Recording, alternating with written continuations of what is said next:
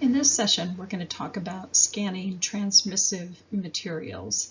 And I'm going to go through a definition of the different types of transmissive materials that are out there, because there are several, and you need to be aware of their properties and how to scan them.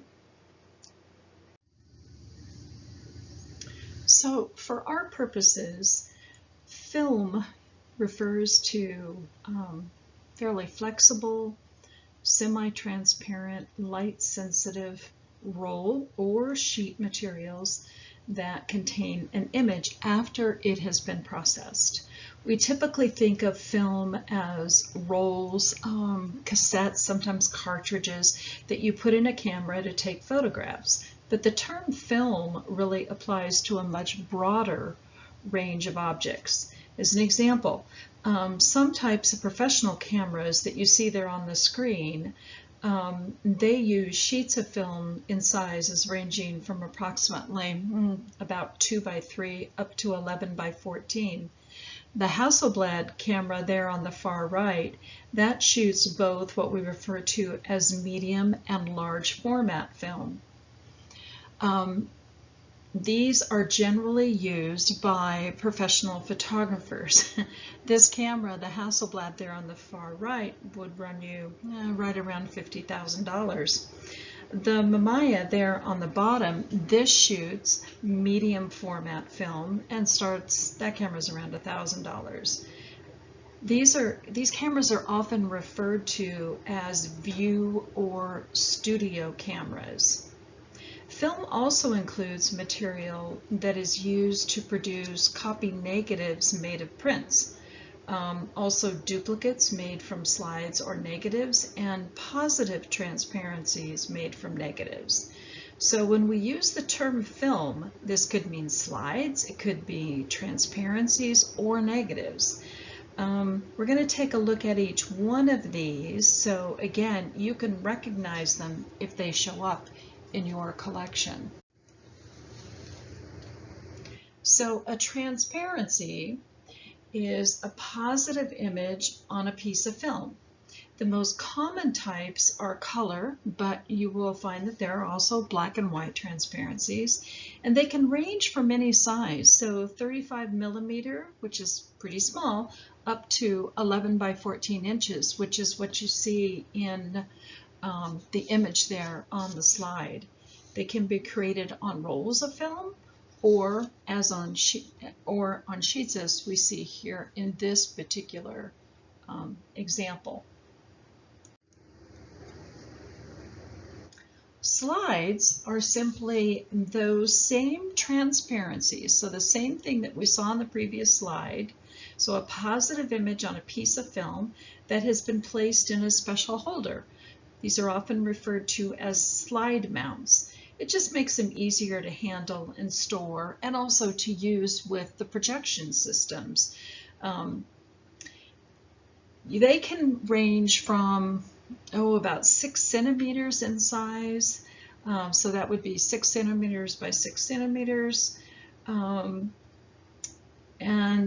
probably the most common of these is the 35 millimeter, for which you see examples here on the slide. So on the left-hand side there, what you're seeing are the transparencies, and then you're seeing transparencies mounted in these slide mounts. Negatives, of course, are the inverse of a positive. All the blacks in the original image appear as white, and all the whites appear as blacks.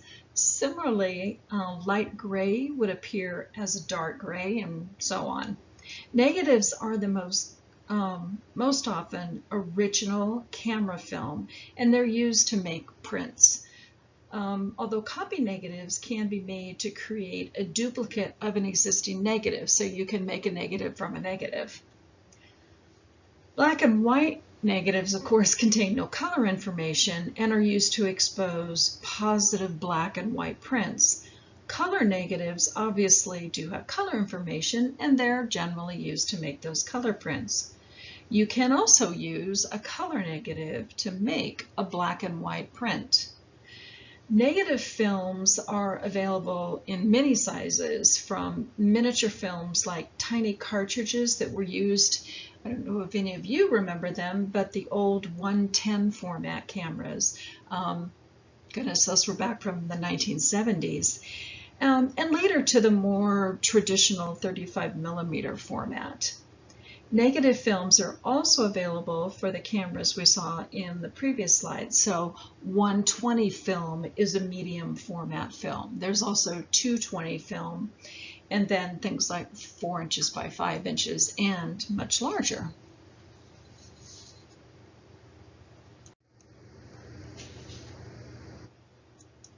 Okay, so the first step in scanning film is to prepare the film.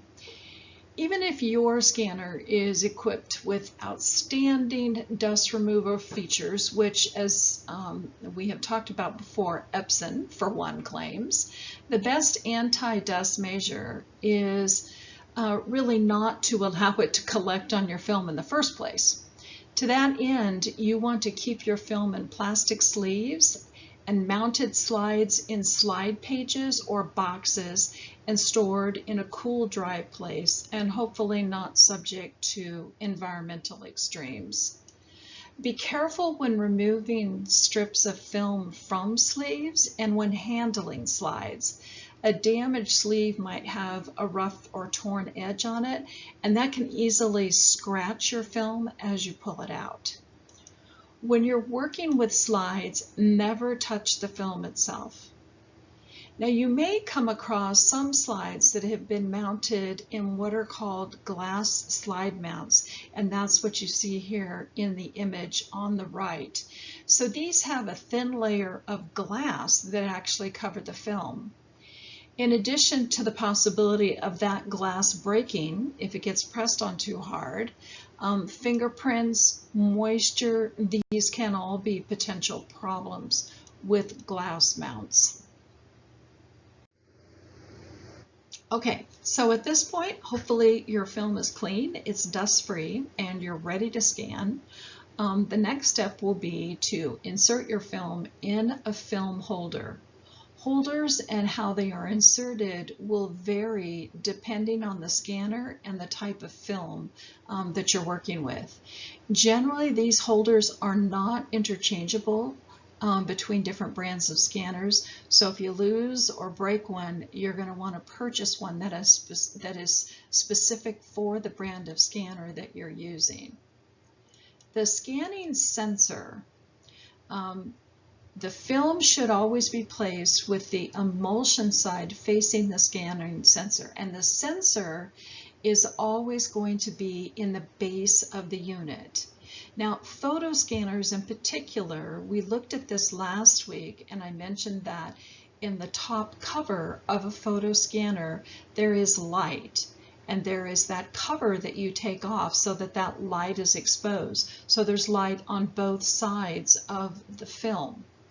The sensor is always in the bottom of the scanner. All you're getting from the top cover is additional light. Okay, so if you're going to put this emulsion side down into the holder, you need to be able to tell which is the emulsion side.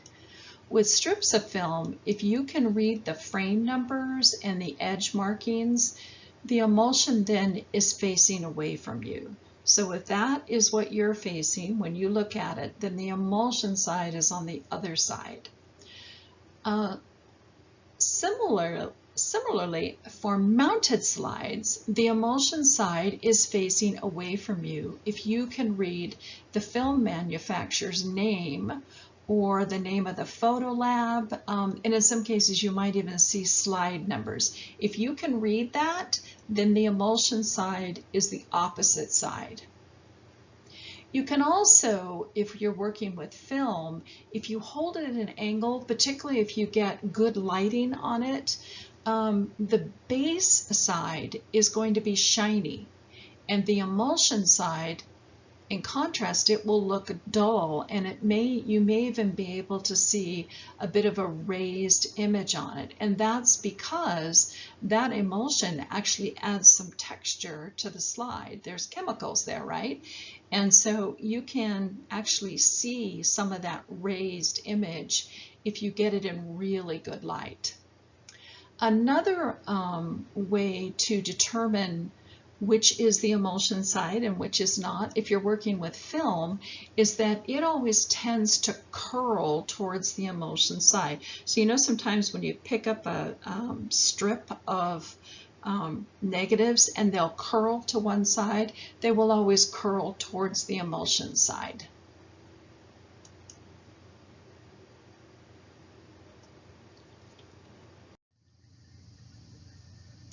Okay, so when you go to the scanner again, when you're working with film materials, you want to remove, as you see there in the image on the left, you want to remove that white reflective backing from the scanner cover. And you can do that just simply by lifting up and out. There's little plastic tabs that hold it in there. You want to then place the film holder onto the scanner so that the white arrows, at least for the Epson, are aligned with one another. And you can see in the image there on the right how those arrows meet up, those directionals meet up. There are two pegs on the right-hand side of the film holder that will they'll fit into two small holes there on the scanner bed. All scanners have guides that will direct you how to place the holders, so you really don't have to worry too much about this. Notice that in the second image here, some of the slides seem to be, the image is horizontal, and some of them are vertical. This is done so that the orientation of the slide is correct. You don't want a portrait, or what you might want to think of as a vertical image, displaying horizontal. So you want to make those adjustments here rather than in the scanning software, if at all possible. So you want to make that adjustment as early as you can in the process, because once you begin to do the scanning, anytime you change the orientation of the image, you're losing data. So for this, it's a really simple fix. We take care of this at the scanner.